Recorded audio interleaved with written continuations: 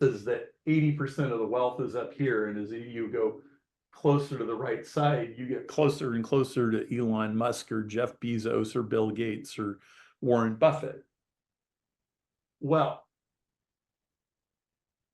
that in itself is incredibly powerful, but there's something else that I want to explain, which helps you understand the times we are in, because we are in weird times. This is no surprise to anybody. So here's what the digital world, and therefore much of the world now, is not even 80-20.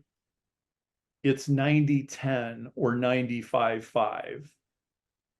So the internet is at least 90-10.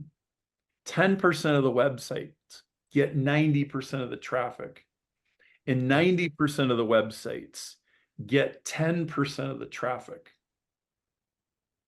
So think how differently that is from 80-20. 80-20 says the top 20% have 16 times more than the bottom 20%, the bottom 80%. But if it's 90-10, the inequality ratio isn't 16-1, it's 381-1.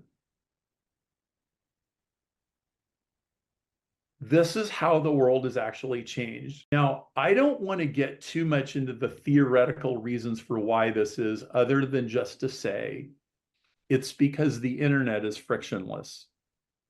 Yeah. Well, so here's what 90-10 looks like.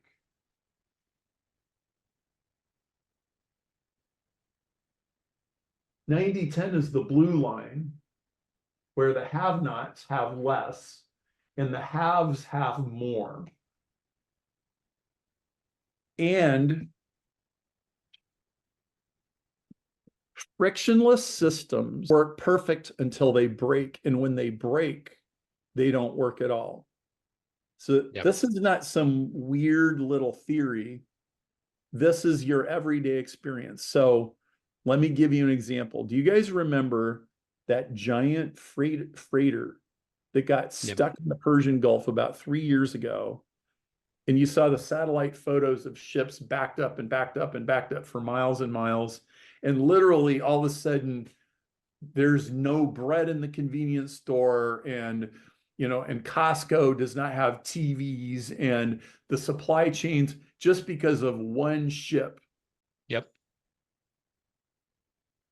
Well, that wasn't a problem that happened 200 years ago. 200 years ago, you did not have all the world's goods going through 6 shipping ports. But now you do. And you have supply chains that are hyper optimized, and you have just-in-time manufacturing and just-in-time shipping. And when you go buy bread at the supermarket, there's not a big warehouse with 100,000 loaves of bread waiting for everybody to come and pick them up. There's more bread coming on a truck tomorrow. That's a frictionless economy. It works great until suddenly it doesn't work at all. I think we just had something like that with Microsoft, right? Yeah. Just happened. CrowdStrike. We're like, oh, a patch, and somebody screwed up. I don't know, maybe.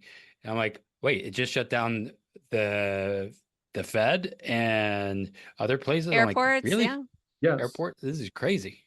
This is why this is the agility decade. And at the beginning of 2020, I wrote a blog post called 10 Predictions for 2020 to 2029. And I said, this is the agility decade.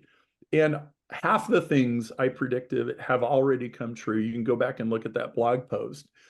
This is a fundamental reason why. And so this means that you have to build excess capacity into whatever you're doing, or something will break. So let's bring this just even down to your time. If all your time is spoken for and consumed, if you're working 60 hours a week, and there's no way to not work 60 hours a week because you committed yourself to doing all of these things, then the minute something goes wrong, you have no margin to go fix anything, or no margin to stop. Oh my, well, this job stopped, so I go drive an Uber. Well, you can't drive an Uber if you're already washing dishes 60 hours a week. Yeah. And whatever your version of that is, I don't imagine a lot of your people are Uber drivers, but you get the analogy. Like, you have to have backup systems. You have to have other ways of getting things done. The worst number is one. Only one way to contact my customers, only one way to get Yeah. new customers, only one product on the shelves, or only one big client. Any of that can be just catastrophic.